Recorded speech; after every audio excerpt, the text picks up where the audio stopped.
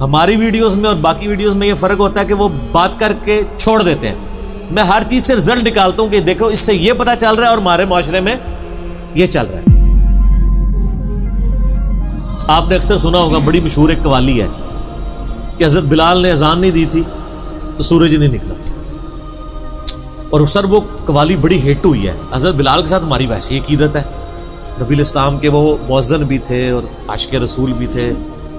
اور صحیح بخاری میں آتا ہے کہ حضرت عمر کہا کرتے تھے ابو بکر ہمارے سید ہیں جنہوں نے ہمارے سید بلال کو آزاد کیا.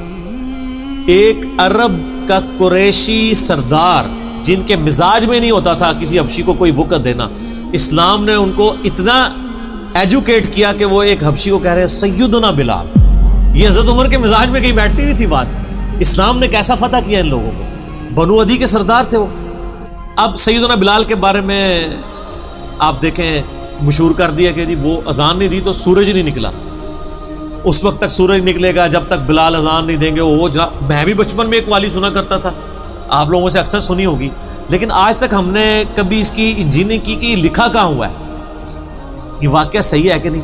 میں نے اس کی انجینئرنگ کی صحیح مسلم سے, کہ صحیح مسلم شریف میں حدیث ہے کہ غزوہ تبوک کے موقع پہ جب نبی علیہ السلام واپس آ رہے تھے تو رات کا آخری پہر ہو گیا. صحیح مسلم میں بھی ہے, الموطا امام مالک میں ہے, مشکات میں بھی آپ کو مل جائے گا اذان والے چیپٹر میں. نبی علیہ السلام نے اصحاب سے مشورہ کیا, آپ کی اجازت مطلب آپ کی ایک عادت تھی کہ آپ مشورہ کیا کرتے تھے. تو صحابہ نے کہا کہ اس طرح کرتے ہیں کہ تھوڑی سی آنکھ لگا لیتے ہیں, فجر کے وقت اٹھ جائیں گے. آپ کی خواہش یہ تھی کہ نماز پڑھ کے ہی سوئیں آپ, کہیں ایسا نہ ہو آنکھ. صحابہ نے کہا یا رسول اللہ ڈیوٹی لگا دیتے ہیں حضرت بلال کی. آگے میں بات کر رہا ہوں کہ حضرت بلال اذان نہیں دیں گے تو ویسے ہی سورج نہیں نکلنا, تو قضا ہونے کا تو خطرہ ہی کوئی نہیں. یہ انورٹڈ کام ہم نے. سیدنا بلال کو ایک اونٹ پہ بٹھایا گیا, صحیح مسلم کے الفاظ ہیں, اور جو مشرق کی طرف پو پھوٹتی ہے, آپ کو پتہ ہے صبح صادق کی بھی ایک پو پھوٹتی ہے جو اناؤنسمنٹ ہوتی ہے ختم سحری کی اور رات کے ختم ہونے کی اور طلوع فجر کی. اور جب سورج باہر نکلتا ہے وہ تو طلوع آفتاب ہوتا ہے. وہ پھوٹنے کی طرف وہ کھڑے ہو گئے کہ مطلب وہ اونٹ پہ بٹھا کے کہ بھئی جیسے ہی وہ پو پھوٹے گی میں سب کو جگاؤں گا.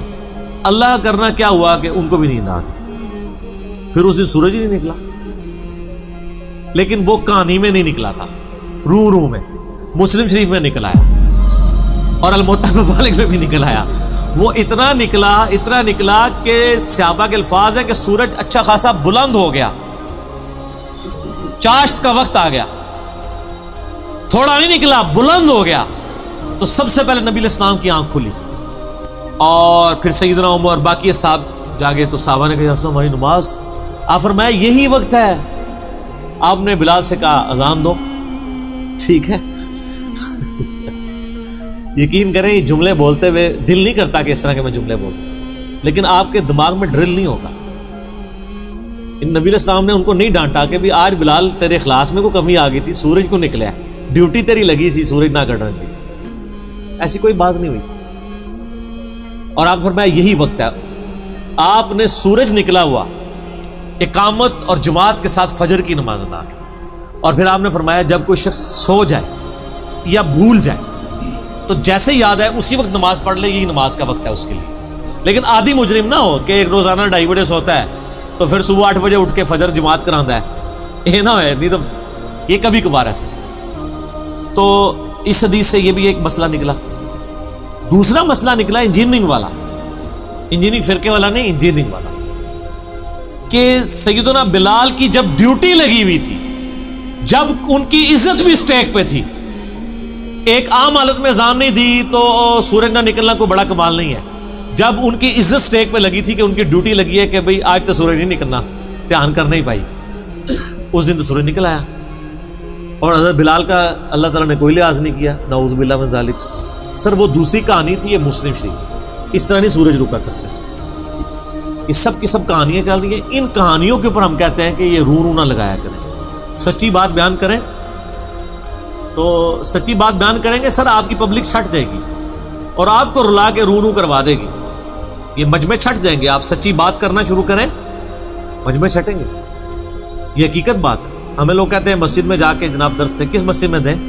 مسجد تو فرقے کی ہوگی, اسی فرقے کی بات ہو سکتی ہے. جس مسجد میں ہر مہینے 11ویں شریف دی جاتی ہو, آپ مجھے ذرا ایمانداری سے بتائیے، کیا کسی 11ویں کے موقع پہ غنیت الطالبین کھول کے علامہ صاحب یہ بتا سکتے ہیں کہ شیخ عبد القادر جیلانی نماز کس طریقے سے پڑھتے تھے؟ وہ اول تو بتائیں گے نہیں، اگر بتائیں گے تو کہیں گے وہ عملی تھے، تو اس کتاب میں تو انہوں نے عملی نہیں لکھا ہوا اپنے آپ کو، انہوں نے تو کتاب و سنت سے چیزیں بیان کی ہوئی ہیں۔ سر یہ کرنا بھی شروع کر دیں، میں کہتا ہوں عملی کہہ کے بیان کر دیں، کم از کم یہ جمود تو ٹوٹ جائے نا کہ پھر ہمارے پاس، ہم کہتے ہیں عملی کہہ کے بیان کر دیں، پھر ہم یہ کہا کریں گے کہ پیران پیر تو رفع الیدین سے نماز پڑھتے تھے اور مرید کہہ رہے ہیں کہ رفع دین کرنا مکھیاں مارنا ہے۔ ان دسو پیر دی گل منی ہے کہ مرید دی؟